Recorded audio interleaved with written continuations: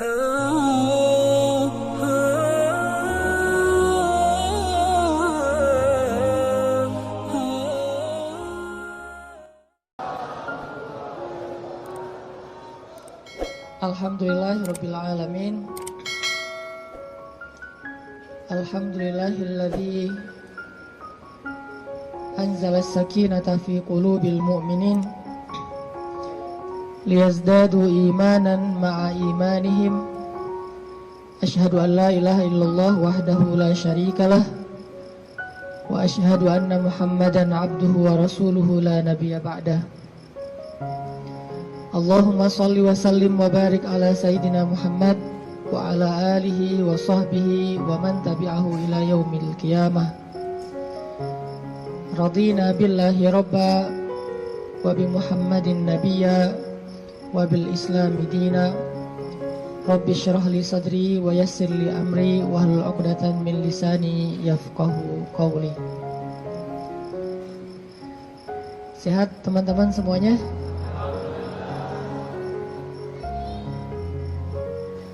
Kapan insyaallah? Akad maksudnya?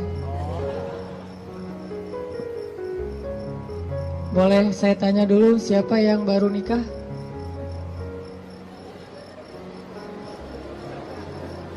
Siapa yang baru mau nikah? Baru mau. Wah, banyak di belakang ternyata. Di depan gak ada yang mau. Siapa yang udah lama pengen nikah?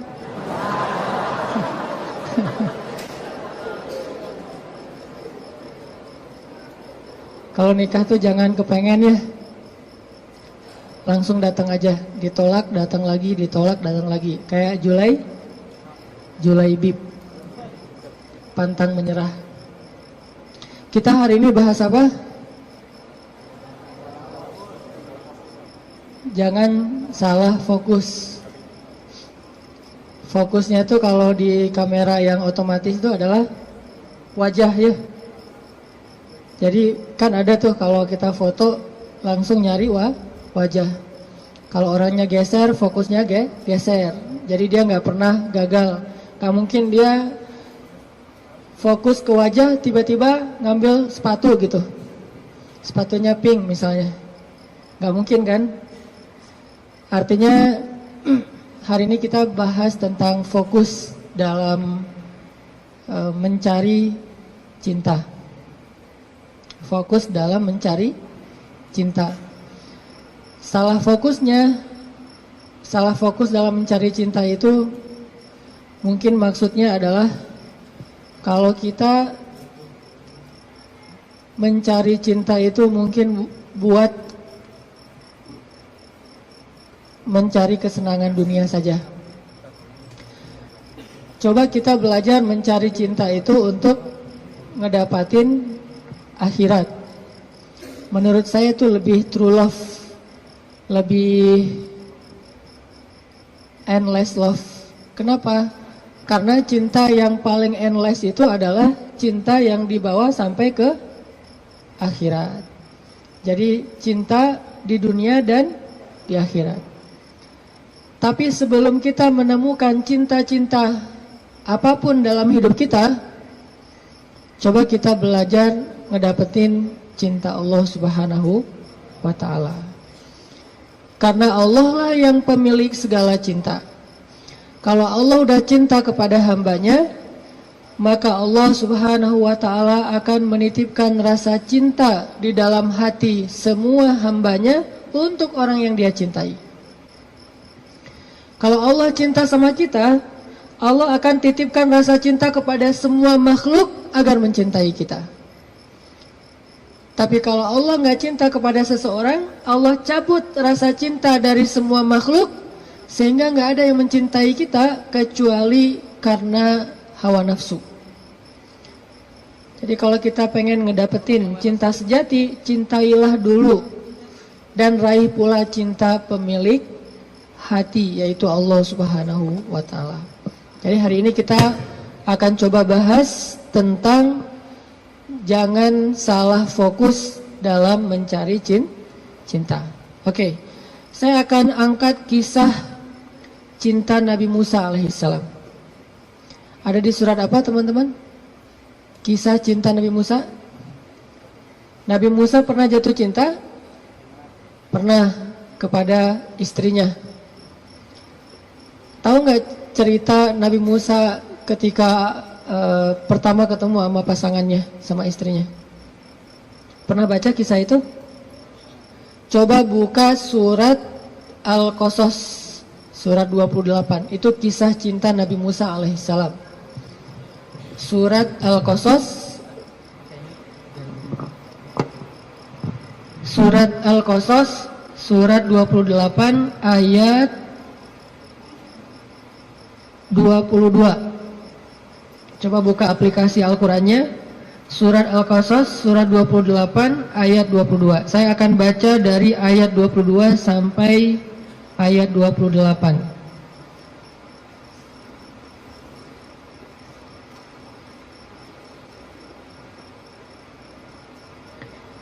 Surat Al-Qasas ayat 22 sampai 28.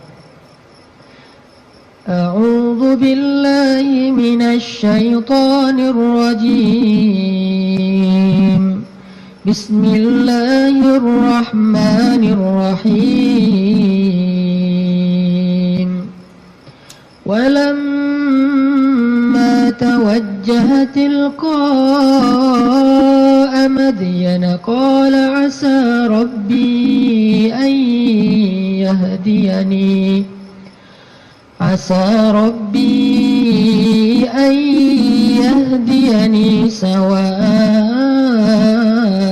السبيل ولما ورد ماء مدين وجد عليه أمة من الناس يسقون ووجد من دونهم امرأتين تذودان قال ما خطبكما قالتا لا نسقي حتى يصدر الرعاء وأبونا شيخ كبير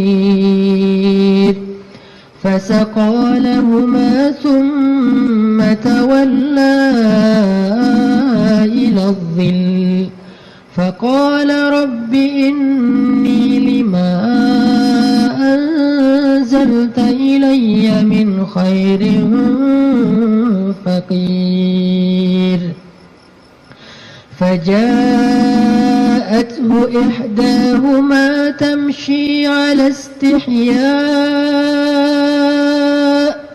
قالت إن أبي يدعوك ليجزيك أجر ما سقيت لنا فلما جاءه وقص عليه القصص قال لا تخف نجوت من القوم الظالمين قالت إحداهما يا أبت استأجره إن خير من استأجرت القوي الأمين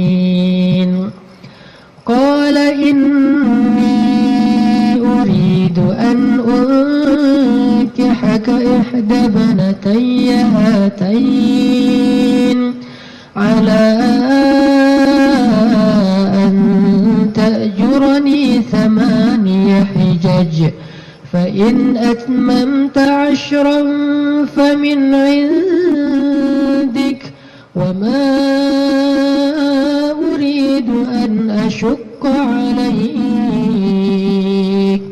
ستجدني إن شاء الله من الصالحين قال ذلك بيني وبينك أيما الأجلين قضيت فلا عدوان علي wallahu ala ma naqulu wakil.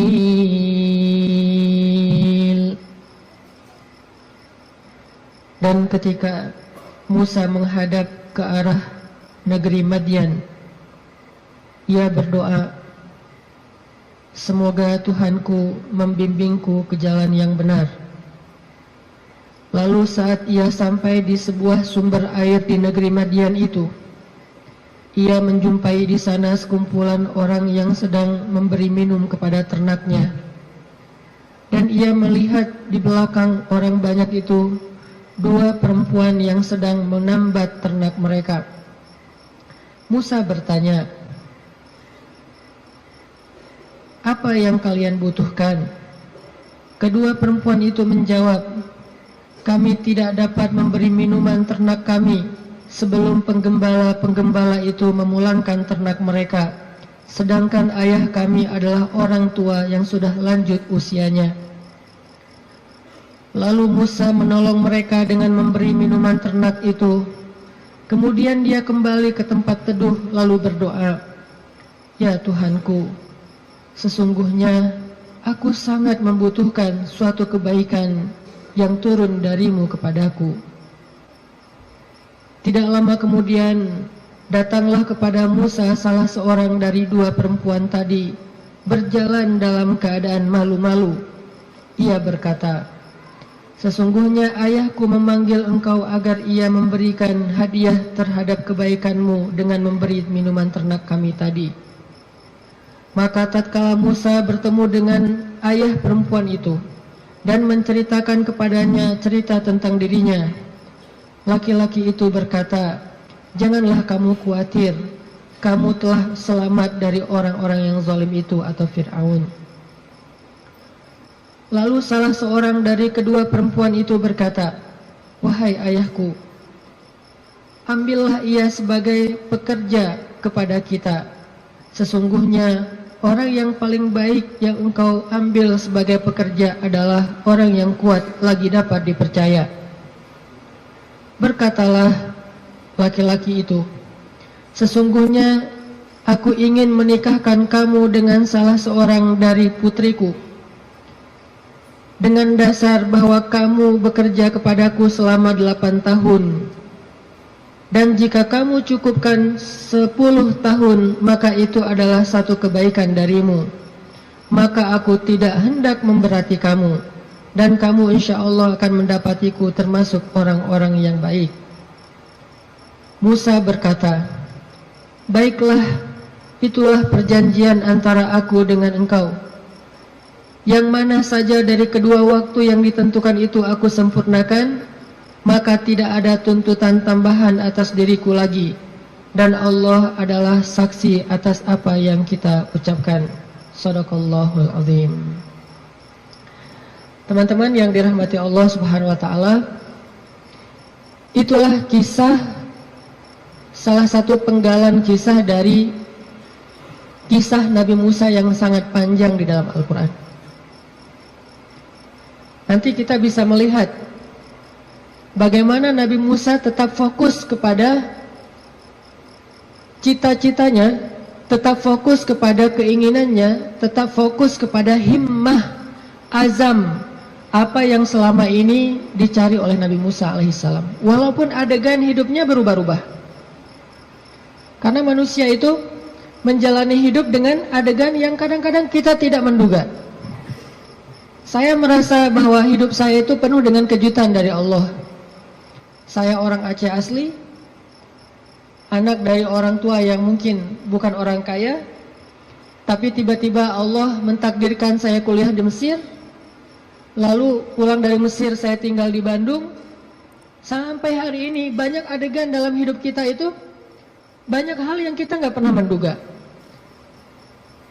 Adegan hidup bisa berubah, tetapi azam harus tetap ada di dalam diri kita, di dalam hati kita.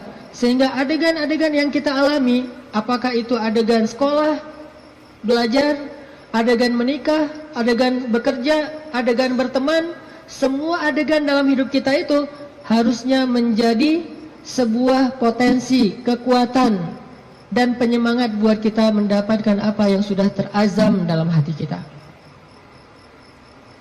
Gak boleh cita-cita kita itu berubah gara-gara adegan berubah.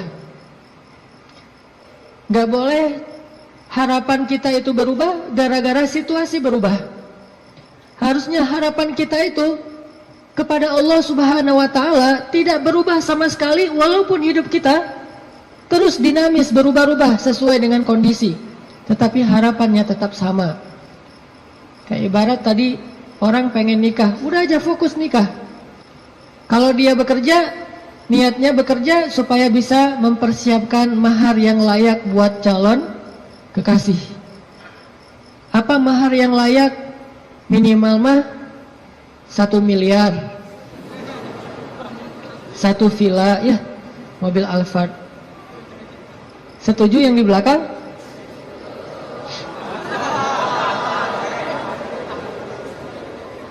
Kalau nggak sampai segitu pun minimal 1 motor, rumah kontrakan, sama pendapatan yang cukup untuk kita berdua. Yang saya sebut dengan cukup, kadang-kadang cukup itu lebih baik daripada lebih loh. Benar nggak?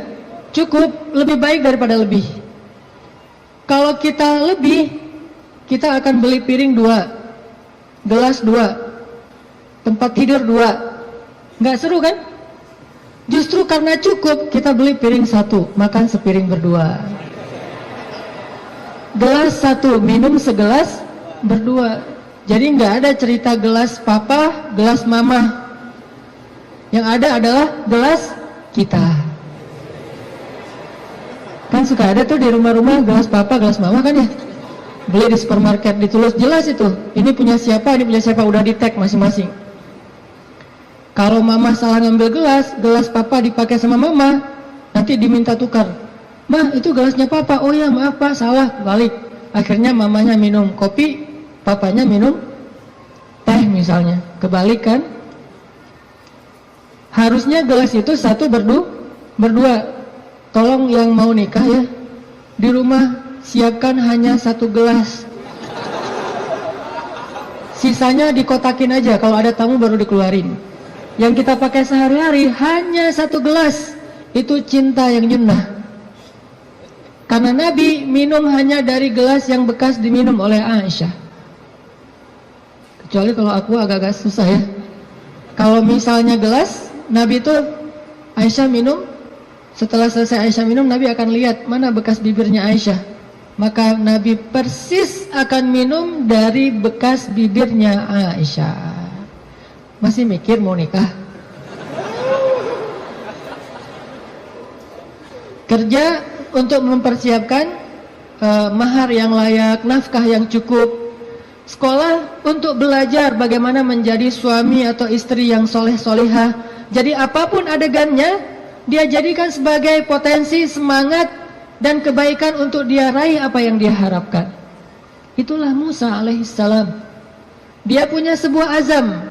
Dia punya sebuah cita-cita, ingin membebaskan Bani Israel dari perbudakannya Fir'aun, ingin melakukan revolusi di negeri Mesir, ingin mengajarkan kepada Bani Israel la ilaha illallah, ingin mengajarkan kepada Bani Israel agama Yahudi.